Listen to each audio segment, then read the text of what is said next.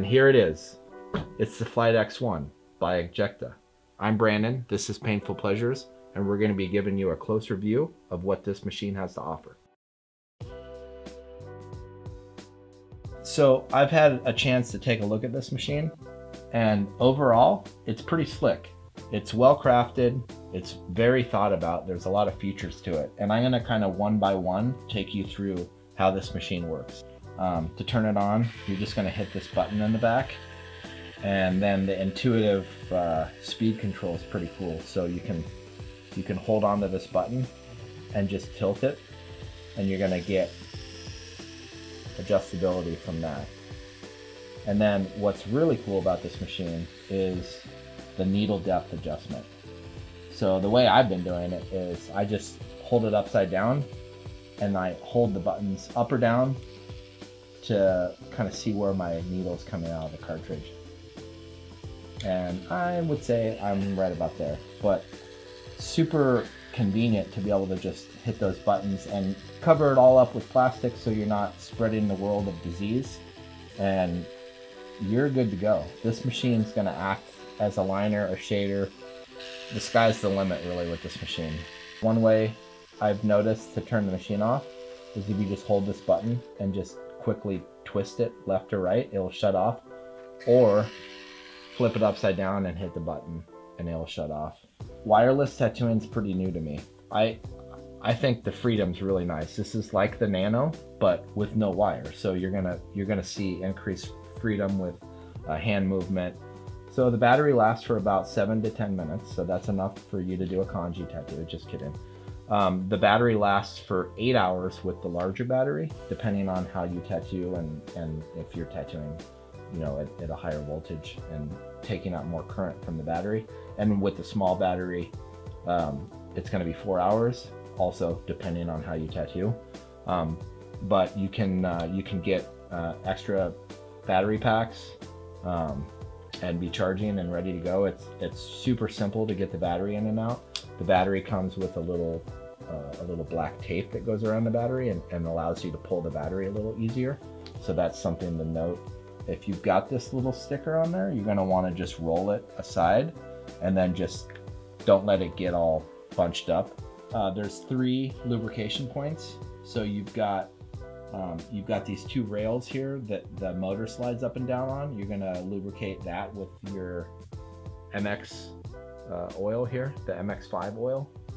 And then you also got this small brass worm gear that's gonna get oiled as well. Just 1 drop of oil. It doesn't need much.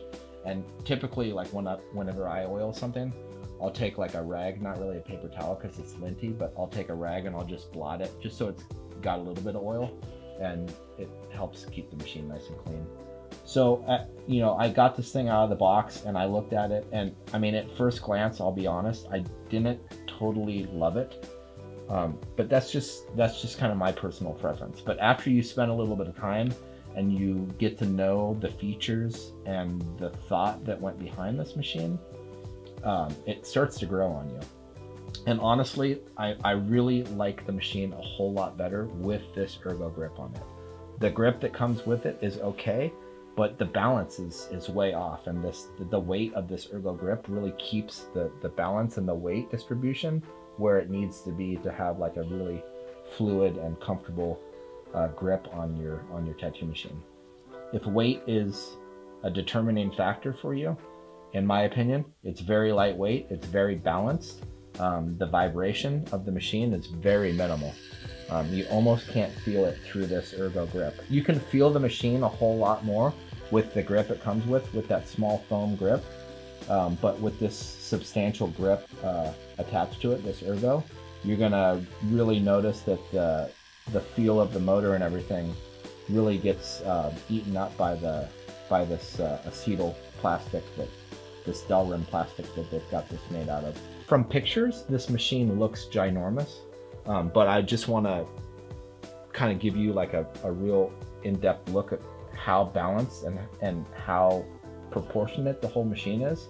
It doesn't feel obnoxious. It feels super balanced in the hand, and I like the size of it. My hands are maybe a little bit on the bigger side, but I would say it's balance and weight wise, this thing's right on the money. So you're going to hear some audio feedback that maybe you're not used to if you are a Cheyenne user.